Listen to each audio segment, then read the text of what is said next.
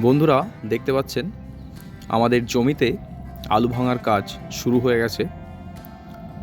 একটা সময় যে কাজটি গরু এবং মহিষের সাহায্য নিয়ে করা হতো, সেই নাঙল দেওয়ার কাজটি এখন গরু মহিষের সাহায্য ছাড়াই করা হচ্ছে। এই কাজটি অত্যন্ত কষ্টকর কাজ। মোদ্দা কথা, চাষের প্রতিটা কাজই খুবই কষ্টকর।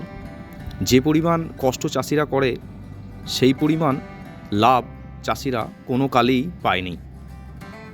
দেখতে পাচ্ছেন প্রচুর পরিমাণে আলু হয়েছে। এই আলুটি চন্দ্রমুখী আলু, যেটি বর্তমান বাজারে সবচেয়ে মূল্যবান।